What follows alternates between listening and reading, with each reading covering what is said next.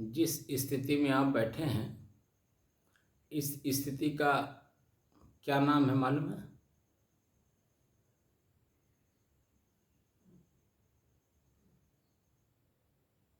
समाधि।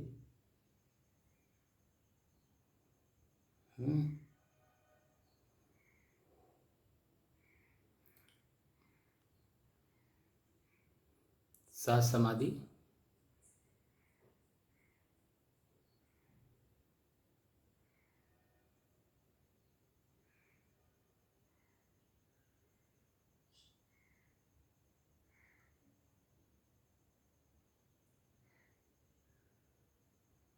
मैं जो बोलता हूँ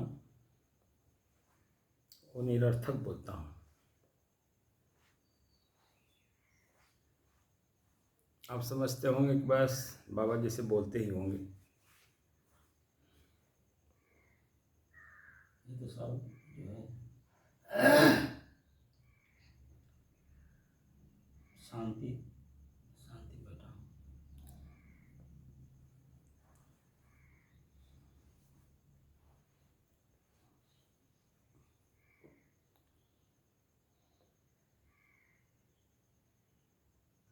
हो गया।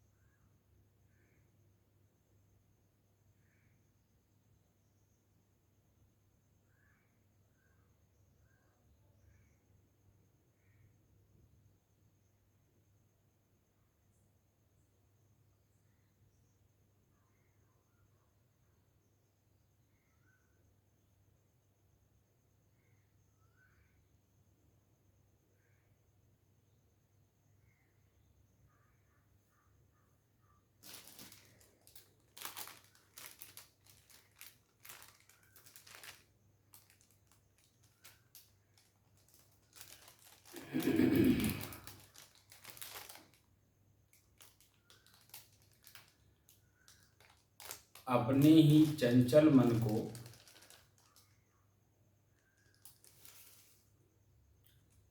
पीड़ित मन को पश्चाताप एवं आत्मग्लानि में डूबे हुए मन को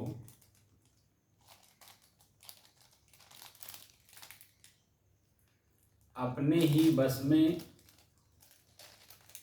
करने की दृष्टि से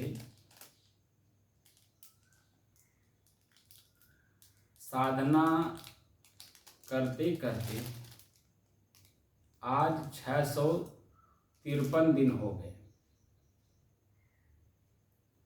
तारीख हो गई 21 अगस्त सन 2023। दिन सोमवार, प्रातः काल का समय।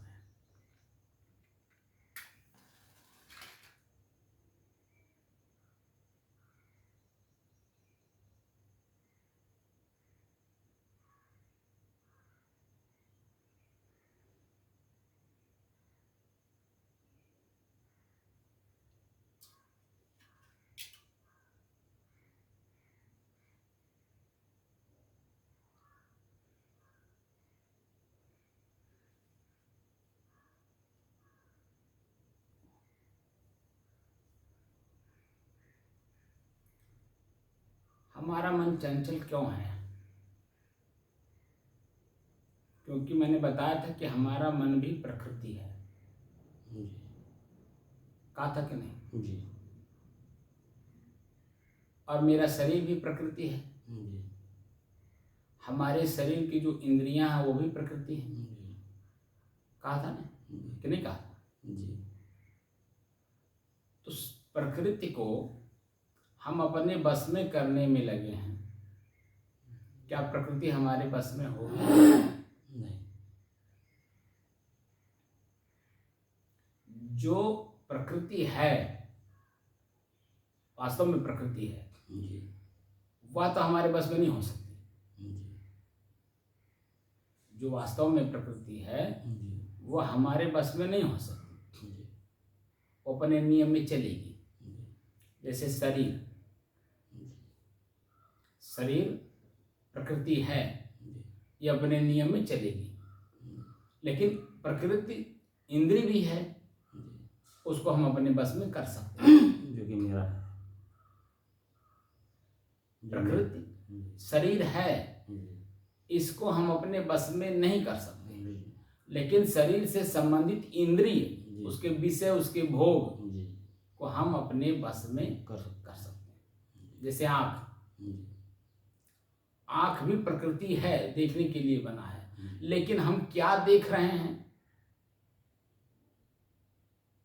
क्या देखना चाहिए, क्या नहीं देखना चाहिए, क्यों देखना चाहिए, क्यों नहीं देखना चाहिए, हम इसका विश्लेषण अपने मन से कर सकते हैं कि नहीं?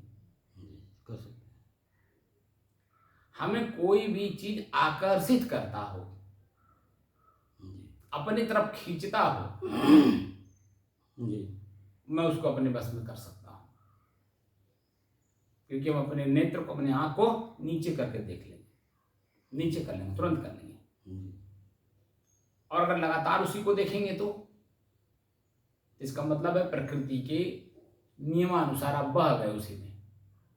जैसे ही मन एकाग्र क्यों कराया गया किसी भी का चीज को, इसी शरीर को ही, इसमें भी मेहनत करना पड़ा। शाम को मैंने बताया था ना कि जो स्थिति हम लोगों की बनी शाम को, उस स्थिति में आने के लिए हम लोगों ने परिश्रम किया, वास्तव में मेहनत नहीं किया, परिश्रम किया। श्रम और परिश्रम, श्रम किए हैं, विशेषण लगा पर, विशेष रूप से अपने शरीर के इंद्रियों को अपने बस में करने का प्रयास किया गया, तब वो स्थिति शाम को बनी थी।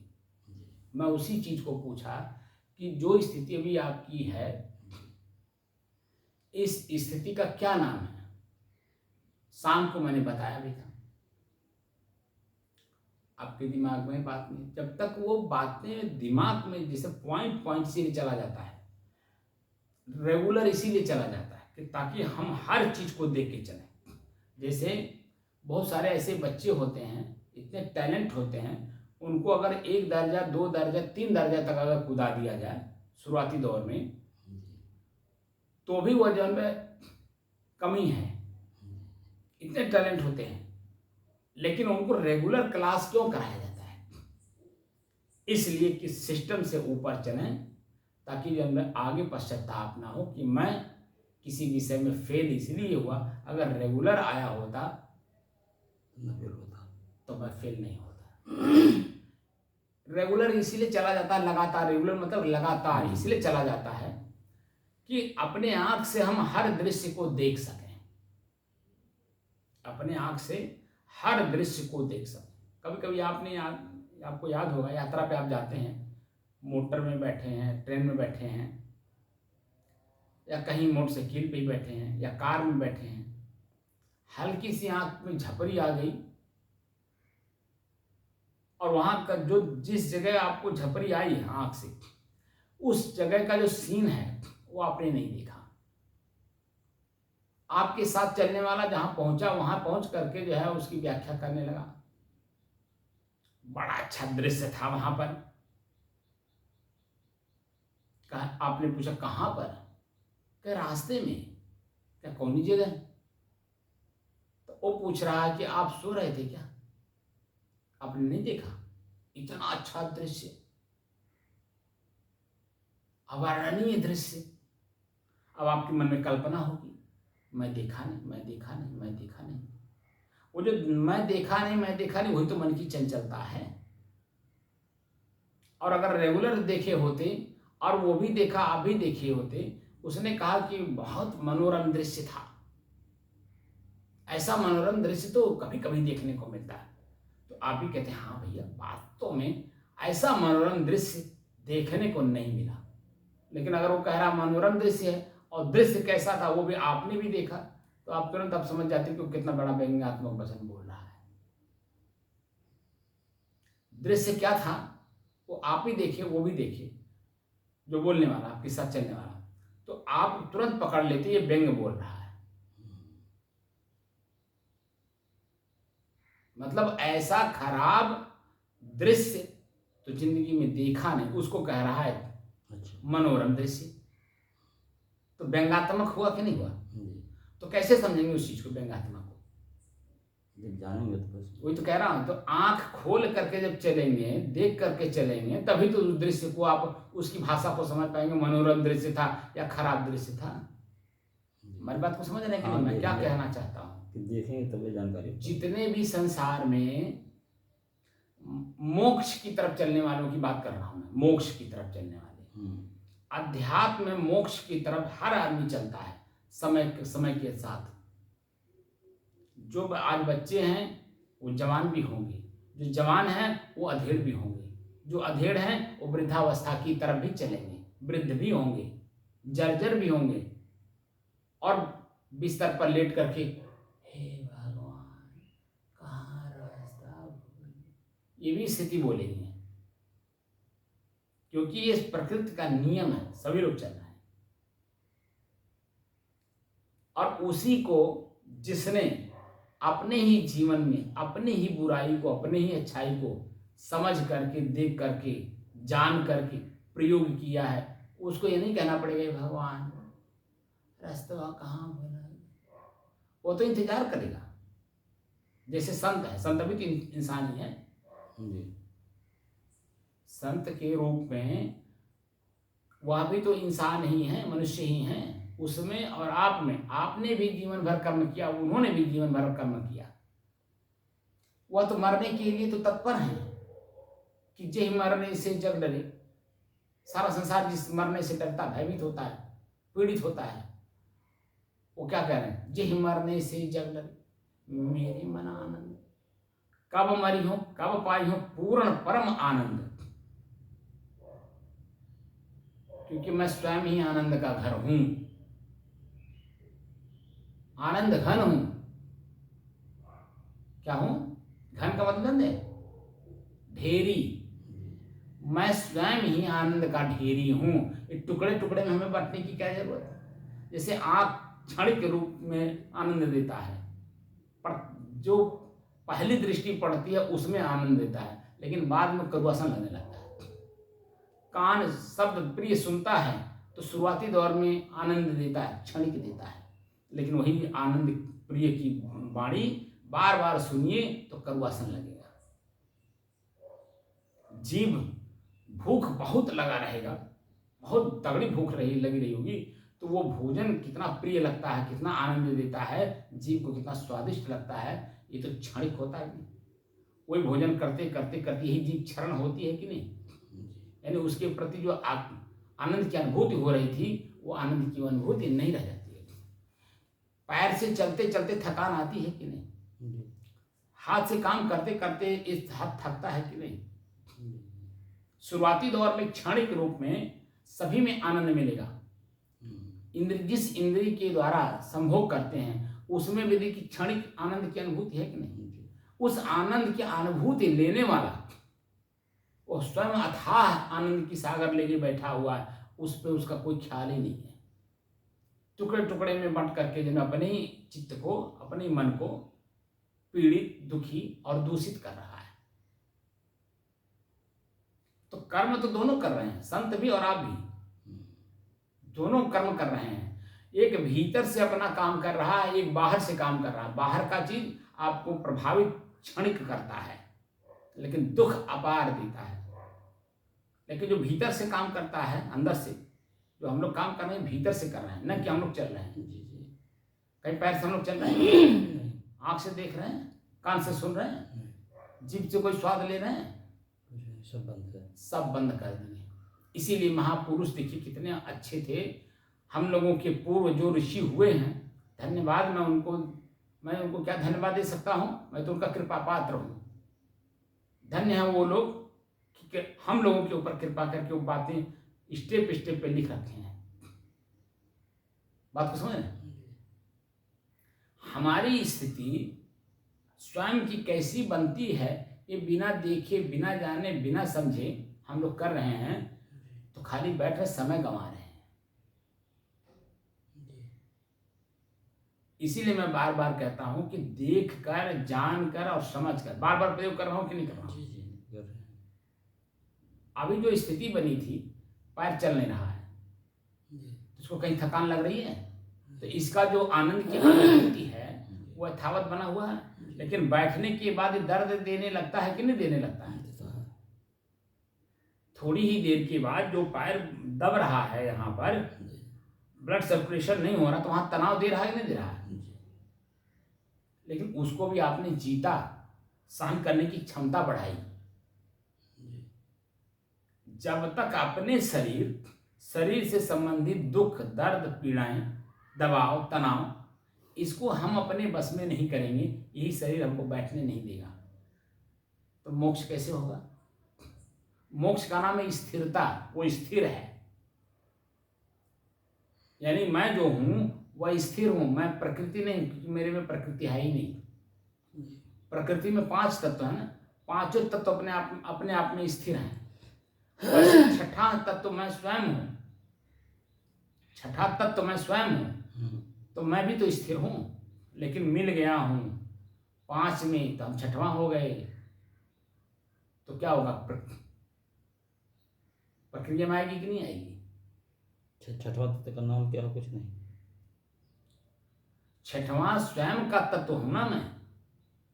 उसे लोग कहते हैं चेतन तत्व, लेकिन चेतन में मैं बता दिया था कि आपको प्रकृति का गुण है, प्रकृति का गुण चेतन, ठीक है। लेकिन वो तत्व नहीं माना जाए, वो प्रकृति का अपना स्वयं का तत्व है, स्वयं का गुण है, गुण, धर्म, स्वभाव और क्रिया है उसकी, वो अपने में चलेगा। मैं स्वयं अपने आप में एक स्थिर तत्व हूं। मैं स्वयं बोलने वाला, स्वयं मैं स्थिर तत्व हूं। ये जो आवाज निकल रही है प्रकृति में निकल रही है। चिंतन जो होता है या चिंता होती है वो भी प्रकृति में होता है। ये चिंतन, चिंता, वाणी सबको बंद करना होता है। जो आपकी अभी स्थिति बनती है एकदम ऐसे,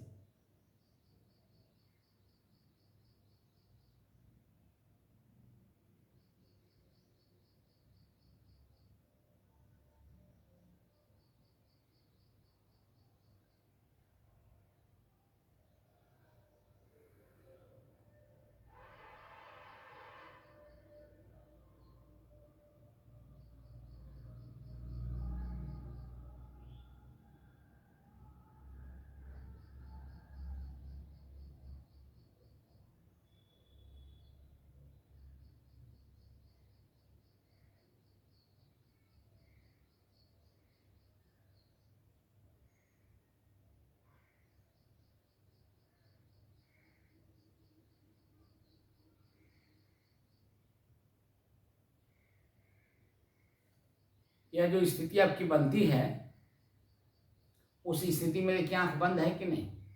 बंद है। कान कुछ सुन रहा है? नाक सूंघ रहा है? कुछ नहीं। तो फिर बंद हुआ कि नहीं हुआ? उसी को तो महापुरुष कहते हैं 10 द्वार संयम है। 10 इंद्रियों को संयमित करो, धीरे धीरे संयमित करो।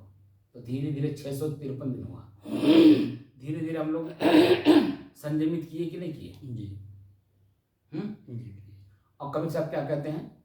10 द्वारे तारी लावे। तारी मैंने बंद करना। एक संयम शब्द कह रहा है और ये क्या कह रहा है? तारी।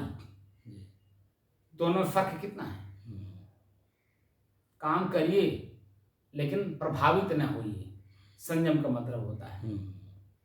लेकिन कभी साहब तो उसको कह रहे हैं काम में बंद करना बंद कर दो, यानी देखना ही बंद कर दो। जब तक, क्योंकि दोनों महापुरुष वही उस लेवल के हैं। एक की स्थिति क्या है? गीता जो संयमित होने की बात करती है वह बैलेंस करके चलने की बात करती है, जिसको समता बोलते हैं। गीता के पहले अध्याय के पहले श्लोक में ही पहली लाइन में तीसरा शब्द है समवेत्ता। सम माने बराबर, वेत्ता माने देखने वाला।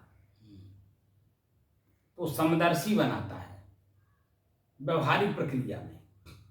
और कबीर बंद करने की बात करते हैं, सीधे मोक्ष की तरफ ले जाते हैं।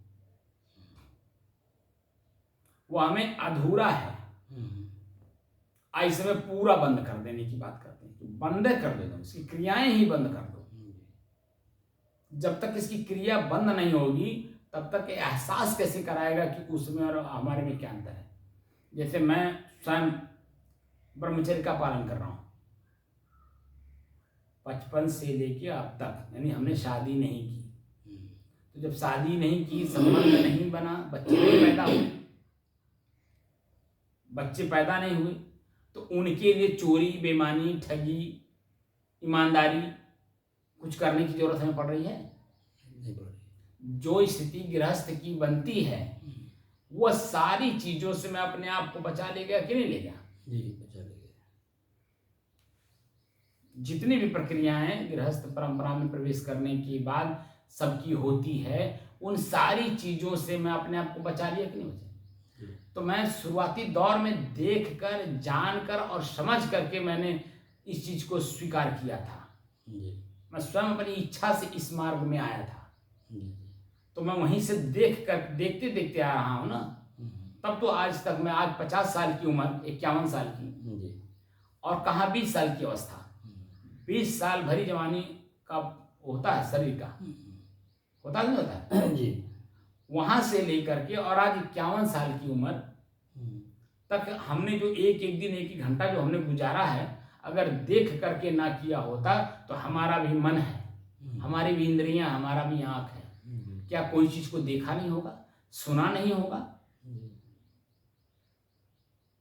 बात समझ रहे हैं? इसीलिए कहा जाता है अगर वो जो इस अपनी स्थिरता का ज्ञान जहां हो जाएगा, वहां अपनी इंद्रियों के क्षणिक भोग में नहीं जाएगा, क्योंकि क्षणिक भोग और स्थिर रूप में आपको पीड़ा देता है। जिस समय में जो भोग आप भोगते हो उस समय में क्षणिक आनंद देता है, क्षणिक, थोड़े समय के, लेकिन उसका जो परिणाम है वो स्थिर है कि नहीं? सदैव के लिए आपके जीवन में पूरा वो स्मृति के रूप में बार बार चुभता है कि नहीं? बोलिए। इसीलिए महापुरुष हर शब्द में कह रहे हैं, देख कर, जानकर और समझ करके करिए। कोई भी काम लक्ष्य बनाइए, लक्ष्य को हमेशा ध्यान रखिए। ध्यान का मतलब बार बार मैंने समझाया, आंख मूंद करके बैठना नहीं होता है। ध्यान का मतलब होता है जो लक्ष्य आपने बनाया उस लक्ष्य के प्रति एकाग्रचित होकर के चलना और स्मृति में रखना, अपने ख्याल में रखना कि मैं कहाँ पहुंचा हूं और जाना कहाँ है मुझे। जब तक अपनी मंजिल छू न लीजिए, वहां जाकर के स्थिर ना हो जाइए, कोई कार्य मत करिए, किसी चीज को हाथ मत लगाइए। मैं देखता हूं लोग यहां से, जैसे मैं मगहर जाता हूं, जैसे हम मोटरसाइकिल पे बैठा और मगहर मेरा लक्ष्य है, मान जी हैं, मंदिर है या वहां कोई कार्यक्रम है, जब तक मैं वहां पहुंचने जाता हूं रास्ते में न मैं पानी पीता हूं न मैं लघुशंका करने उतरता हूं। बहुत तेज अगर लघुशंका वगैरह लगा है तो मैं बीच में उतर करके कार्य करता हूं, लेकिन तुरंत उसमें मोटरसाइकिल पे बैठता हूं, तुरंत जाता हूं। मैं कहीं चाय भी नहीं पीता हूं। वैसे तो पहले चाय पीता था, फिर भी मैं नहीं पीता था। जब चाय पीता था तो भी मैं रास्ते में कहीं नहीं रुकता था। अब तो चाय नहीं पीता हूं, क्योंकि चाय छूट गई तो मैं और भी हमारे कहीं रास्ते में बैठने का सवाल नहीं होता। जब पीता था तभी भी नहीं रुकता था। कहीं किसी दुकान पर मैं कभी नहीं रुका हूं। आज लगभग 16 साल 17 साल का अवस्था हमारे यहाँ बस्ती में बीत गया, लेकिन मैं कभी नहीं रुका हूं। मैं लक्ष्य लेकर के चलता हूं तो लक्ष्य पे ही जब तक लक्ष्य हमारे सामने ना हो तब तक मैं कहीं रुकता नहीं और न इधर उधर आंख से देखता हूं, न किसी की बात सुनता हूं। सावधानी पूर्वक आज तक ले मैं आया हूं। हमारी जो उम्र है, इस उम्र में यहां तक आने में सावधानी पूर्वक आया हूं। अपने जीव को देखिए मैं कैसे कैसे बस में करता हूं। एक टाइम भोजन बनाता हूं, 4 टाइम खाता हूं। बासी हो जाती है, बासी के बाद, बासी का मतलब तो में लाशा आ जाती है, ठीक है, लाशा में लाशा आ जाती है, तभी भी मैं अपने इस जीव को देता हूं, स्वादिष्ट चाहिए लो खाओ। अरे वैसे भी नष्ट होना, वैसे भी नष्ट होना। शरीर में क्या है? हाड़, मांस, मल, मूत्र, गंदगी का अंबार। क्षणिक आनंद, क्षणिक जीव के स्वाद के लिए मैं कितना बड़ा पाप करूंगा। इसीलिए तुम लोग खाओ, देखो, कोई खा पाएगा? क्योंकि अपने इंद्रिय के बसीभूत है। हमने अपने इंद्रिय को अपने बस में कर रखा है, इसलिए मैं खा लेता हूं। नीम के पत्ते खाता रहता हूं। नीम का पत्ता क्या तुलसी का पत्ता लोग नहीं जल्दी खाते, क्योंकि वो उतना कड़वा नहीं होता है। क्या होता है? कम कड़वा होता है। जो कि वो दोनों आपके शरीर के लिए आयुर्वेद का दवा है। वो शरीर, आयु मतलब जीवन होता है। अब वेद माने जानकारी होती है, आयुर्वेद, आयु जानकारी। आयु कैसे हमारी प्रकृति है, प्रकृति की चीजें हमारे शरीर को कैसे बैलेंस करती हैं, उसके लिए आयुर्वेद बनाया गया। शरीर को बैलेंस करने के लिए, शरीर और मैं दोनों के बीच में मध्यस्थता करने के लिए आयुर्वेद बनाया। प्रकृति का है, बनावटी चीजें नहीं, प्रकृति की अपनी स्वतः चीजें शरीर को दिया जाता है। जो मांग करता है, स्वयं मांग करता है, आप उसे देते रहिए, शरीर आपका स्वस्थ रहेगा। लेकिन जैसे आप ये बढ़ जाते हैं, जीभ के स्वाद में इस समय देखिए, चाउमीन है, पिज्जा है, बर्गर है, समोसा है, चाट है, जैसे आप जीभ के स्वाद बस दिए, जलेबी है, जैसे जीभ के स्वाद बस दिए, आप सवेरे देख लीजिए आपका पेट कब्ज पकड़ लेता है। एक बार आपने मान लीजिए खा लिया और इस चीज का एहसास हो गया कि ये जो मैं खाया था इसका परिणाम क्या है, क्या हम दोबारा भी इस बात को ध्यान रखते हैं? बिल्कुल नहीं रखते। खाए जा रहे हैं, खाए जा रहे हैं। आप अपने शरीर के साथ स्वयं धोखा कर रहे हैं। शरीर मेरा है ना कि मैं हूं, तो मेरा वस्तु हमेशा सावधानी पूर्वक प्रयोग किया जाता है। जैसे ये मोबाइल है, मोबाइल मेरा है, जरा सा भी ये मेरे हाथ से चूक होगा, नीचे गिरेगा तो फट जाएगा, टूट जाएगा, फूट जाएगा, खराब हो जाएगा। तो कितनी सावधानी के साथ पकड़ना पड़ता है। इसका कवर लगा करके रखना पड़ता है। कवर देख रहे हैं, कवर में सुरक्षित रहता है, बंद करके रखा जाता है, क्योंकि सावधानी बरती जा रही है कि जरा सा भी अगर हाथ से गिरा तो टूट जाएगा, खराब हो जाएगा, और ये 20-22 हजार का जो मोबाइल है वो तुरंत नुकसान हो जाएगा। तो ऐसे ही मेरा जो शरीर है, मोबाइल तो फिर भी ठीक हो जाएगा, ठीक है, ये जो शरीर खराब होगा, शरीर कितना पीड़ा देती है, सबका अपना अनुभव है कि नहीं। इस समय जिसका ब्लड प्रेशर बढ़ा है, देखिए सर में कितनी पीड़ाएं होती हैं, यहाँ जो नसें हैं दर्द करती हैं बड़ी तेजी के साथ, क्योंकि आपने अपनी नसों को उसके अपने नियम के अनुसार चलने नहीं दे रहा, उससे ज्यादा हाई लेवल में जाके सोच रहे हैं। जैसे मैं एक बार और उदाहरण मैं आपको दिया था, जैसे हमारा जो हैंड पाइप है या वो पंपिंग सेट है, उसका जो मुंह है पानी निकलने का, वो कितने इंची का होता है? 3 इंची का, 3 इंची का। और उसमें 2 इंची का पाइप लगा करके पानी ले जाइए तो पाइप फटेगा कि नहीं? फटेगा नहीं। हम लोग ऐसे काम कर रहे हैं। हमारी जो नसें हैं, जिसके मन में कोई चिंता नहीं है, तो सामान्य रूप से चिंतन भी हो रहा है, वाणी भी अच्छी निकल रही है, हमारा मस्तिष्क भी कहीं दर्द से करा नहीं रहा है। लेकिन जब हम ज्यादा सोचेंगे तो हमारे मुंह से पहली बात तो आवाजें नहीं निकलेगा, अंदर अंदर अंदर अंदर अंदर अंदर गंभीर बने जाएंगे, और पीड़ा का हम इतना पीड़ित हो जाएंगे कि वो पीड़ा हम किसी से वर्णन नहीं कर सकते। तो जो स्थिति की बात हमने प्रश्न पूछा कि जो स्थिति वर्तमान में बनी है उसका क्या नाम है, और मैं बार बार बोल रहा हूं, स्वरूप स्थिति, आत्म स्थिति, तदासीत और कैवल्य। कैवल्य का मतलब अकेलेपन का एहसास होना, कि ये सारी इंद्रियां हमारे शरीर की मुझे अपने में उलझा रखी हैं, मैं स्वयं अपने में आप ही अकेला कैवल्य हूँ, अकेला हूँ। कैवल्य का मतलब केवलम, केवल अकेला। जब अकेला अकेला में मिल जाता है तभी तो जन्म आपको ऐसी स्थिति बनती है। सारी इंद्रियों का विषय, उनके जो भोग हैं उन पर आपने कसने कस दिया, उनको रोक लिया, तब आप अकेले अपने आप में मस्ती लेते हैं। केवल स्थिति है साहब। अब मैं तो बता तो रहा हूँ, आपको खुद अनुभव होना चाहिए ना। शब्द पकड़िए हमारा, हमसे क्यों प्रश्न पूछ रहे हैं? अपने हमारे शब्द को पकड़िए। स्व में स्थित हुआ नहीं कि केवल स्थिति अपने आप आ जाती है, उसको आपको बताना नहीं पड़ता है। स्वयं हमारी इंद्रियां सब बंद है कि नहीं? प्रकृति अपना काम कर रही है, जो भोजन दिए हैं, पानी दिए, वो अपना काम कर रहा है। लेकिन हमारी इंद्रियां हमने देख कर, जानकर और समझ करके बंद किया है। आंख को बंद किया, कान को बंद किया, जीभ को बंद किया, लिंग को बंद किया, हाथ को बांध करके रखा, पैर एकदम बिल्कुल पलथी मार के बैठे हैं, एक प्रकार से बांधे के बैठे हैं ना। पलथी मारने मतलब बांध के बैठे हैं, बांधा ही तो है। हमारी कोई शरीर की कोई इंद्रियां काम कर रही है बताइए? नहीं कर रही है। लेकिन मन इंद्रिय काम कर रहा है कि नहीं? तो कर ही रहा है। क्या कर रहा है? मन इंद्रिय काम कर रहा है वहां, इसलिए कि देख रहा है। देखने का काम हम किससे करेंगे? मन रूपी इंद्रिय से, जो कि वो भी प्रकृति है।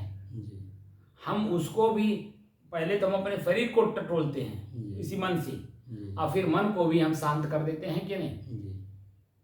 जो स्थिति इस तरह की बनती है, उस स्थिति में मन भी सक्रिय नहीं है, मन भी क्रियाशील नहीं है, उसकी भी क्रियाएं रोक दी गई हैं, वो भी जानकर, समझकर और देखकर। तब आपकी वो स्थिति बनती है कैवल्य की, स्वरूपी स्थिति बनती है, आत्मी स्थिति बनती है। खाली कह देने से नहीं होती है, खाली पढ़ लेने से नहीं होती है। आत्मसंस्थम मनः कृत्वा किंचिदप न चिंतयेत्। आत्मा आत्मा में जब स्थित हो जाता है तो देखिए मन भी वहां स्थित हो जाता है। कोई न बात का चिंता या चिंतन होता है। जो हमारी स्थिति बनती है एकदम, अभी जब हम बोल के बंद करेंगे और जैसे हम अपने शरीर को पढ़ेंगे अंदर अंदर, आंख बंद हो जाएगा, हमारी वाणी भी बंद हो जाएगी। वैसे हमारी शरीर की स्थिति हमें पता चलता है। आप भले देख रहे हो क्योंकि आप चेतना में हैं, तो हमारे इस शरीर की स्थिति को देखेंगे, लेकिन मेरे अंदर में चेतना है या नहीं है, जो प्रकृति का गुण है चेतना, वो है या नहीं है, तो मैं स्वयं अपने आप में हूँ कि नहीं? और मेरे शरीर के साथ क्या हो रहा है, प्रकृति अपने आप में क्या कर रही है, मुझे कुछ पता नहीं। तो प्रकृति और पुरुष, पुरुष अर्थ में हम लोग पुरुषार्थ कर रहे हैं। पुरुष अर्थ, पुरुष का अर्थ मतलब फल होता है, ठीक है? अर्थ का मतलब फल होता है। तो हम लोग अपने आप को प्राप्त करने के लिए, अपने आप में फलित होने के लिए ये कार्य कर रहे हैं, अपने स्वयं को फलित करने के लिए कि मैं स्वयं कौन हूँ। एक प्रश्न अध्यात्म का सबसे पहला प्रश्न है, मैं कौन हूँ। तो जब हम देख कर, जान कर और समझ कर के भीड़ में घुसते हैं, तो देखिए हम भीड़ से अपने आप को हमेशा बचाए रहते हैं, नहीं चौकन्ना रहते हैं कि नहीं? कभी कोई भी घटना हो सकता है।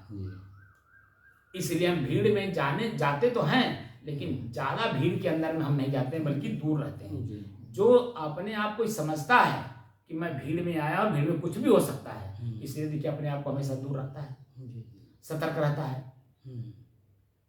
जितने भी कुंभ मेलाएं होते हैं, बड़े बड़े मेला होती है, जहाँ भीड़ इकट्ठी होती है, वहाँ आप देखिए बच्चा, औरत और वृद्ध वही मरते हैं।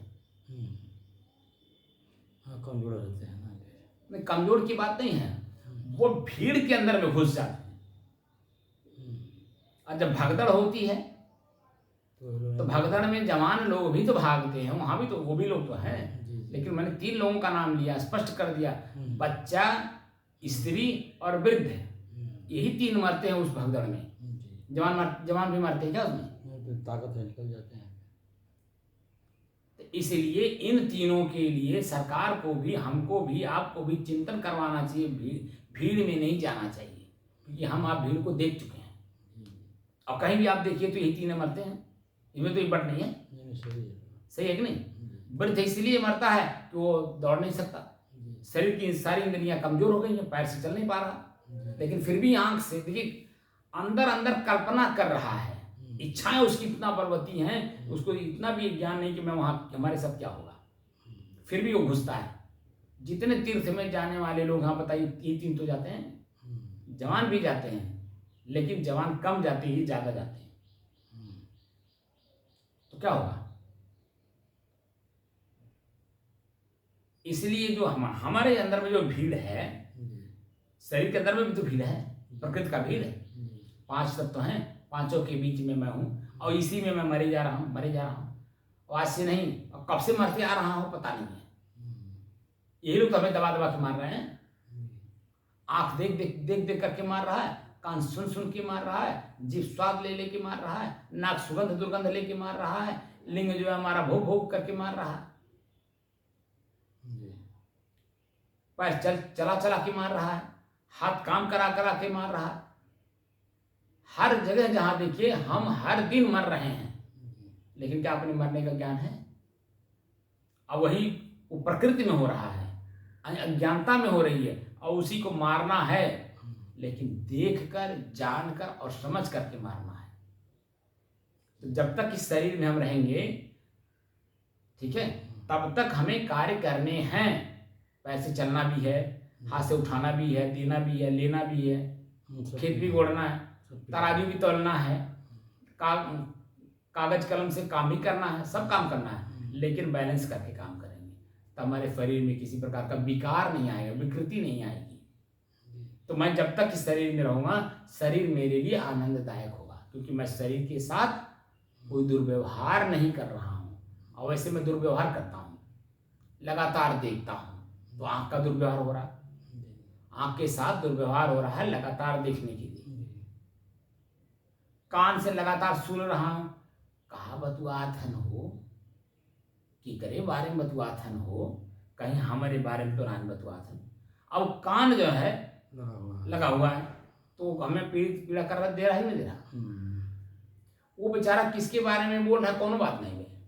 राम अवतार नाम का या राम लखन दास नाम करके का एक व्यक्ति है, बोलिए, तो फिर हम काहे के लिए वो बात को सुने कि जब हमारे बारे में बोल रहे हैं, हमारे बारे में बोल रहे हैं ना, हमारे शरीर के बारे में बोल रहे हैं, जो कि नाम है शरीर का। मेरा कोई नाम ही नहीं, मैं तो अनाम हूँ। मेरे बारे में तो कहीं चर्चा ही नहीं करता हूँ, जिसके बारे में कान लगा के सुना जाए। मेरे बारे में बोलता और वहां कान लगा करके सुना जाता, तो मैं बोल रहा हूँ, अपने बारे में बोल रहा हूँ। यहाँ देखिए, कान किसी का नहीं है, किसी का कान मेरे तरफ नहीं है। अगर कान मेरे तरफ कर ले तो उसका कल्याण होगा कि नहीं होगा? लेकिन कोई कान देने वाला नहीं है, यानी कान से मेरे शब्द को सुनने को तैयार नहीं है लोग। नहीं सुनने को तैयार हो तो जाओ भाई, मेरा क्या है। मेरे अंदर में जो है वो शब्द के माध्यम से वीडियो बना के आपको अपलोड कर दे रहा हूं नेट पे। जिसके 100 दाई गर्ज होगा वो अपना देखेगा, सुनेगा, समझेगा और अपने आप को, अपने इंद्रियों के विषय से अपने आप को मुक्त करेगा। मुक्त स्थान नहीं है कोई जा करके बैठ जाओ तो हाँ आपकी मुक्ति हो जाएगी। मुक्त अपने ही शरीर के कर्मों को बदलने से होता है। बदलने से भी नहीं होता, बल्कि रोकने से होता है।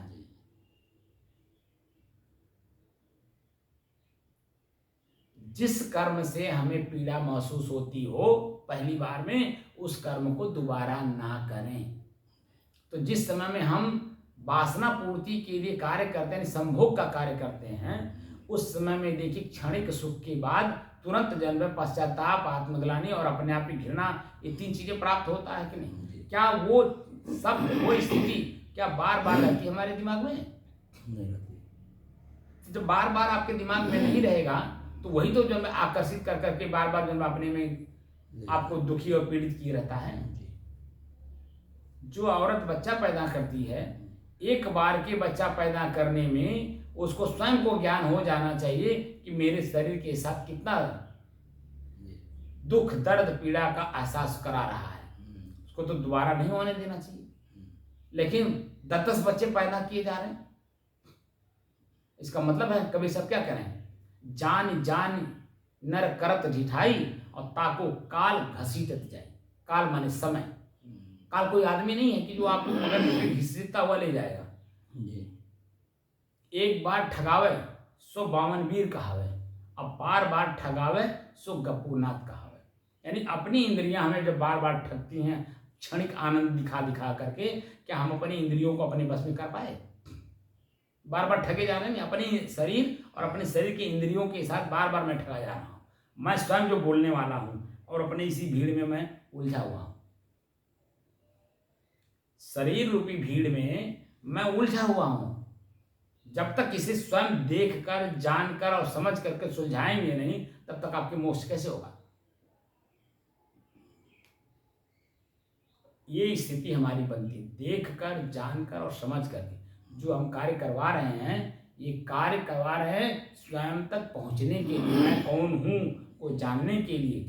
तो मैं कौन हूं जब हमारी स्थिति बन गई, उसका कोई नाम ही नहीं है। नाम है स्वस्वरूप स्थिति। स्व में स्थित हो गया। सारी इंद्रियों को एक बार हमने टटोल लिया।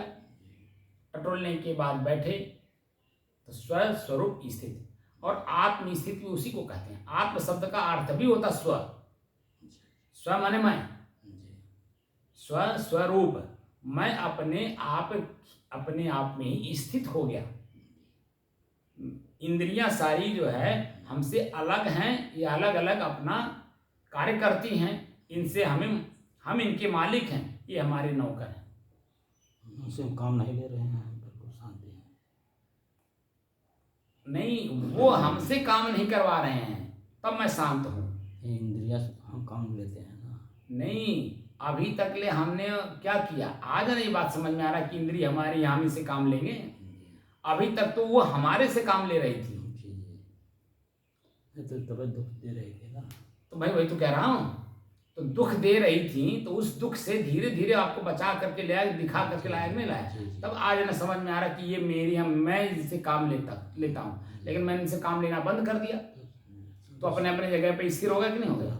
जब अपने अपने जगह पे स्थिर होगा तो मैं अपने जगह पे मैं स्थिर हुआ कि नहीं हुआ। स्वाभाविक बात है। तो जब मैं अपने आप में स्थिर हूँ, अपनी शांत स्थिति में स्वयं में, उसकी अलग ही का आनंद है। वही तो कह रहा था कि आनंद की गति हम खुद हैं। जी। सच्चिदानंद घन शब्द का प्रयोग किया जाता है। सत्य चित्त आनंद, सत्य चित्त ही सत्य है, सत्य ही चित्त है और वह ही घन है। देखिए हमारा चित्त यानी मन बिल्कुल शांत।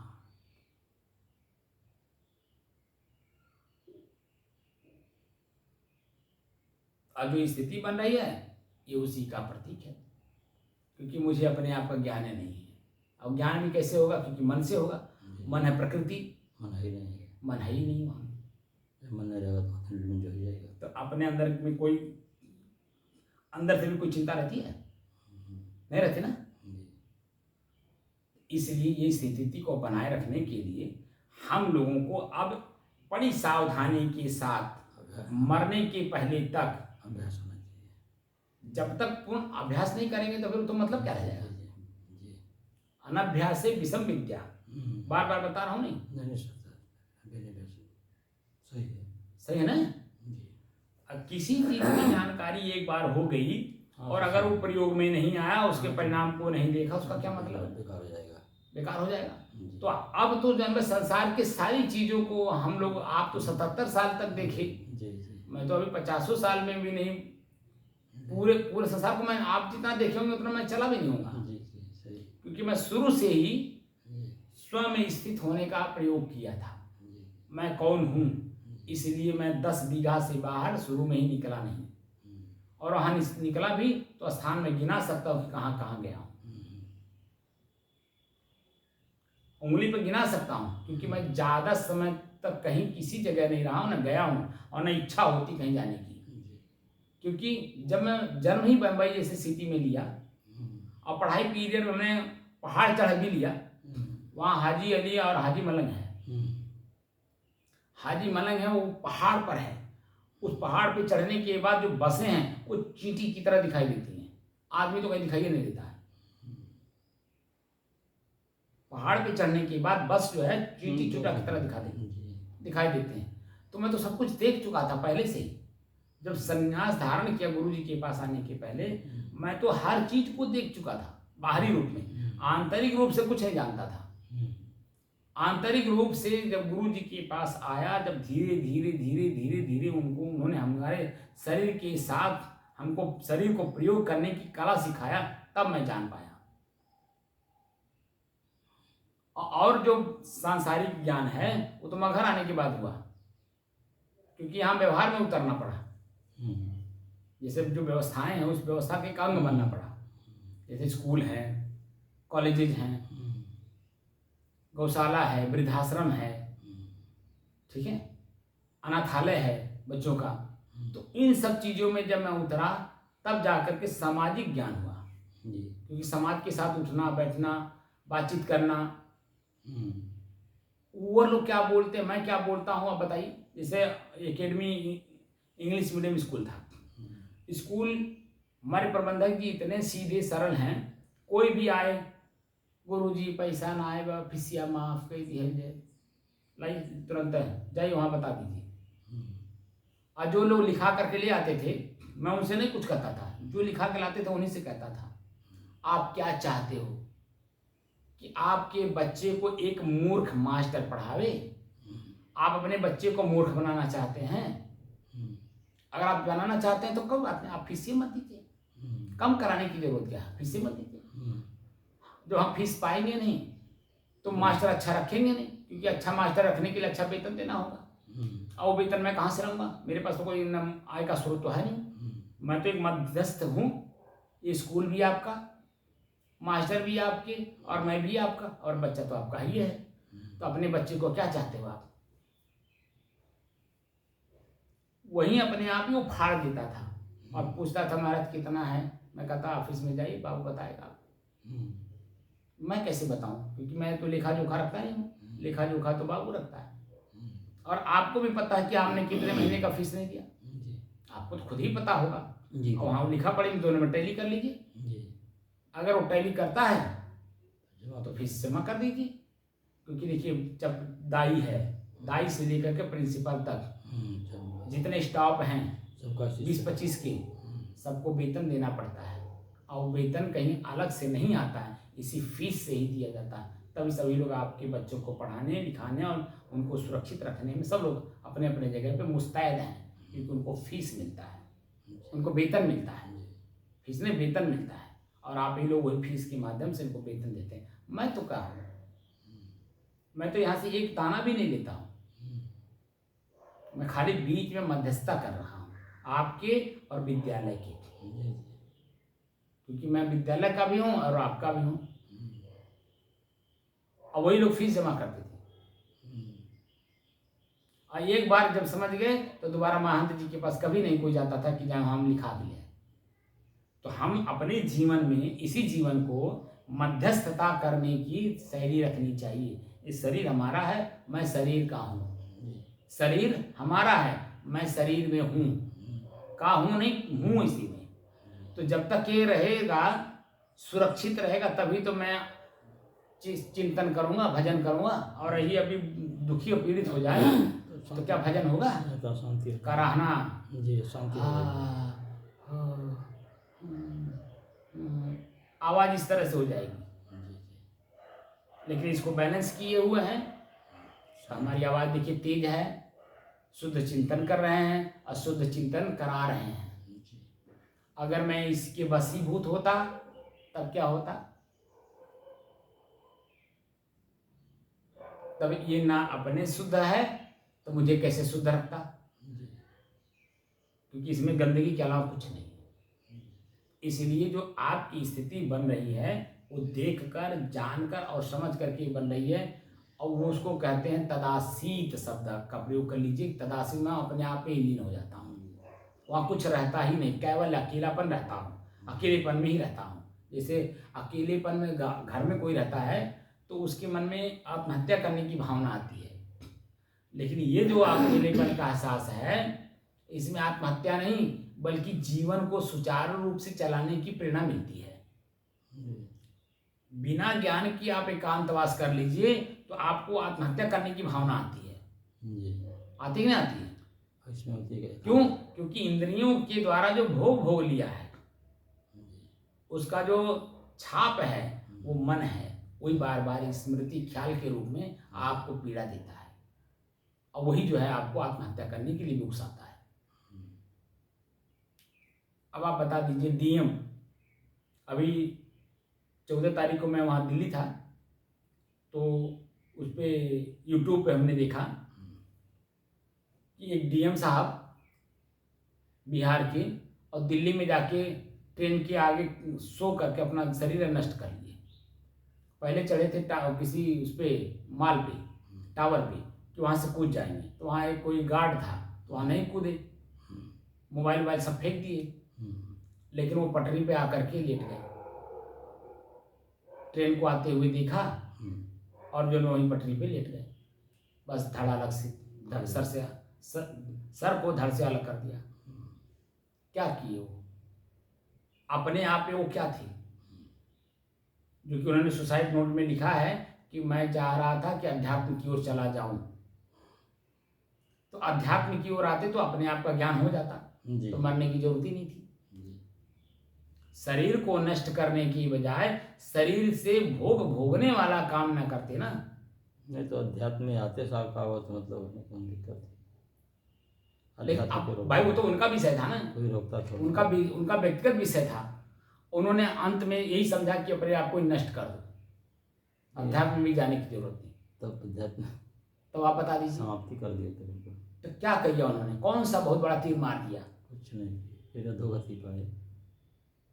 उसी को कहते हैं प्रेत योनि। हाँ, प्रेत योनि, असामयिक जन्म मृत्यु को स्वीकार करना, प्रेत योनि में जाना। अब आत्मा भटकेगी। आत्मा मतलब है वो जो स्वयं उस पर चेतना है वो भटकेगा, उसको शरीर कहाँ मिलेगा जल्दी? शरीर कहाँ मिलेगा? इतना सुंदर मानव शरीर पा करके नष्ट कर दिया और नष्ट स्वयं कर दिया, तो बता दीजिए क्या होगा? जैसे कोई मकान बनाए, मर के बनाए, पसीना बहा के बनाए, भूख प्यास ठंडी गर्मी, मकान बनाते समय हर चीज को सहन करना पड़ता है, सब कुछ करने के बाद, और अपने बुलडोजर ला करके अपने गिरा रहे मकान, तो बता दीजिए वो क्या कर रहा है? तो कोई दूसरा अपने घर में रहने देगा? बल्कि मकान बनाते समय कोई पड़ोसी आपको सहयोग कर देगा।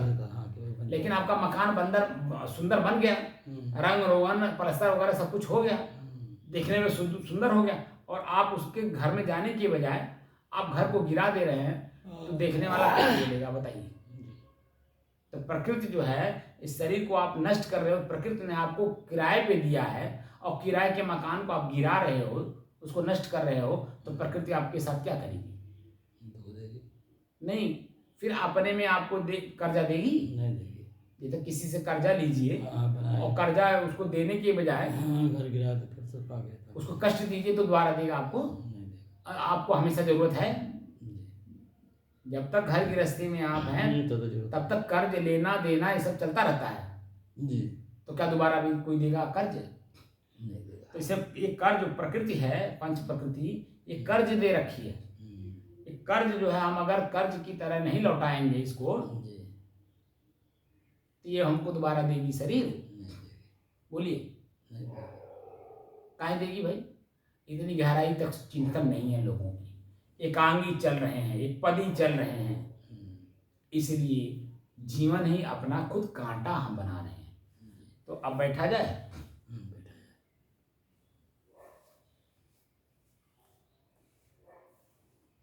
अपने आप को देखिए, पहले अपने आप को देखने से पहले अपने शरीर को देखिए।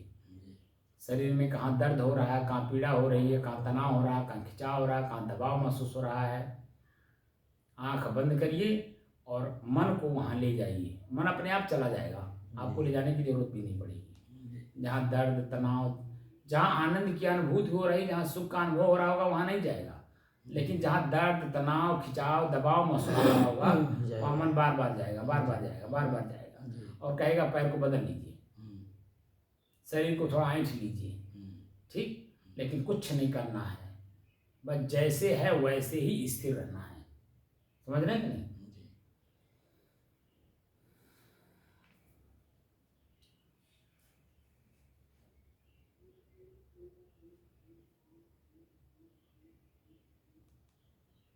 इसको 1 मिनट बंद करिए।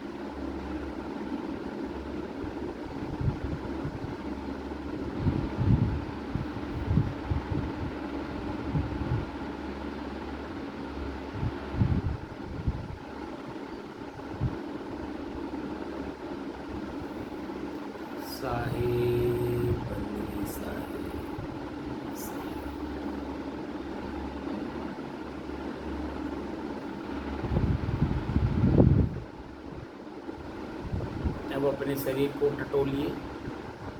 शरीर में कहीं भारीपन लग रहा है, कहीं दबाव, कहीं तनाव, कहीं खिंचाव, कहीं खुजली, कुछ भी महसूस हो रहा है?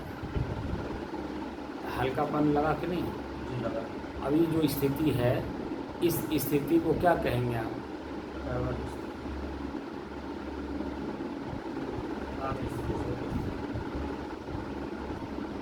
वो तो जब आप झूम रहे थे तब था, अभी क्या महसूस हो रहा है?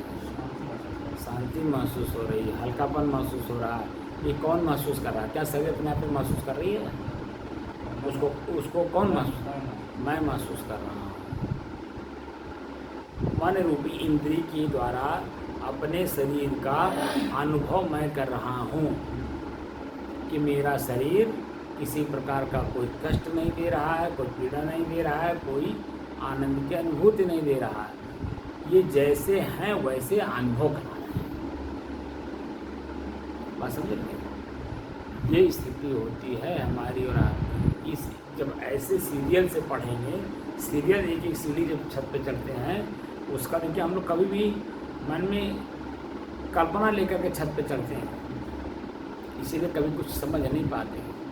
और स्थिर होकर के देख कर जान कर और एक एक सीढ़ी चढ़ें और एक एक सीढ़ी उतरें। तो चढ़ते समय शरीर में देखिए कितना भारीपन लगता है और उतरते समय कितना भारीपन लगता है, लेकिन उतर जाने के बाद जहाँ से चढ़े थे वहाँ जब वो आप पहुँच जाते हैं तब कैसा लगता है? तब ये सब देखकर जानकर समझ के करने वाली चीज़ें हैं। ऐसे हवा में उड़ करके चलने वाली चीज़ें नहीं है, ठीक है ना? इसलिए कोई भी काम हम करें, कोई भी काम, ये तो अध्यात्म का है ना। जब व्यवहारिक कार्य को हम देखकर जानकर और समझ के करते हैं तो कितना उसका जब फल मिलता है तो कितना मन गदगद होता है। उसी का फल जब दोबारा मिलता है, पहले मिलता है पीड़ा के रूप में, तो उसको ठीक करने का कोशिश करते हैं कि नहीं? जो कार्य हम लोग व्यवहार में करते हैं, पहला फल उसका जो मिलता है वो कड़वा मिलता है। तो कड़वा जब चख लेते हैं तो उसको मीठा पानी की भी तो ललक होती है कि भाई ये तो मिला मुझे, लेकिन कड़वा मिल गया। क्या ऐसे चीज़ें कोई मीठा भी होता है? अगर इस तरह से प्रश्न करें, क्या कोई मीठा भी होता है? अगर उस तरह से आप खोज करने लगे तो मीठा भी मिल जाएगा। वही कोई भी फल ले लीजिए और 2-4 फल हो, एक ही फल 2-4 हो, आप एक एक करके अलग अलग खाइए। देखिए चारों जानवर 4 तरह का स्वाद देंगे ना? देखिए पहला जो मिलेगा वो कैसा स्वाद दे रहा है, दूसरा मिला वो कैसा स्वाद दे रहा है, तीसरा खा रहे हैं उसका स्वाद कैसा है, चौथा खा रहे हैं उसका स्वाद कैसा है, पांचवा खा रहे हैं उसका स्वाद कैसा है। अब इन पांचों का जब आप आकलन करिए कि सबसे मीठा कौन सा था, पहले नंबर में था, दूसरे नंबर में था, तीसरे नंबर में था, चौथे नंबर में था या 5वें नंबर में था। तब आपका ही मन आपको बताएगा नहीं, चौथे नंबर का फल जो है बहुत मीठा था। आपको खुद अनुभव होता है। ये सब चीज़ें होती हैं कि नहीं होती हैं? ये सब प्रैक्टिकल है, अनुभवजन्य है। हाँ, अनुभवजन्य ज्ञान भी इसमें पतंजलि योग दर्शन में बताया गया। अनुभवजन्य ज्ञान जो अनुभवजन्य ना हो, जो हमारे इंद्रियों के करीब ना हो, इंद्रियों के जो भोग हैं उनसे संबंधित ना हो, वो क्या दिखाई देगा? वो तो कल्पना हो जाएगा खाली, और कल्पना हमेशा दुख का कारण बनता है। इसलिए हम लोगों को चाहिए कि हकीकत में प्रत्यक्षम किम प्रमाणम लेकर के तब अपने ज़िंदगी को उधर हम बदलें। पहले जान लें, समझ लें, देख लें। अगर उसमें जाने ना और फिर अपने महात्म मंथन भी कर लें, जाने लायक हो तो उस कार्य को करें, अन्यथा वहीं उसको ब्रेक लगा दें, तारी लगा दें। तो इसलिए अपने ही चीज़ों को अपने ही बस में करके और अपने आप में ही अपने आप को समा देना है। उसी को अंत में कहेंगे कैवल्य यानी मोक्ष। कैवल्य ही मोक्ष है, मोक्ष ही कैवल्य है। ये बाद में आपको समझ में आ जाएगा। आत्म स्थिति ही स्वरूप स्थिति है, स्वरूप स्थिति ही आत्म स्थिति है। ये दोनों बातें समझ में आ जाएगी। लेकिन ये है इतना दूर आए हैं, जीवन का देखिए आगे का कोई पता नहीं है, लेकिन जो है इसको मजबूत बना लीजिए। साहिब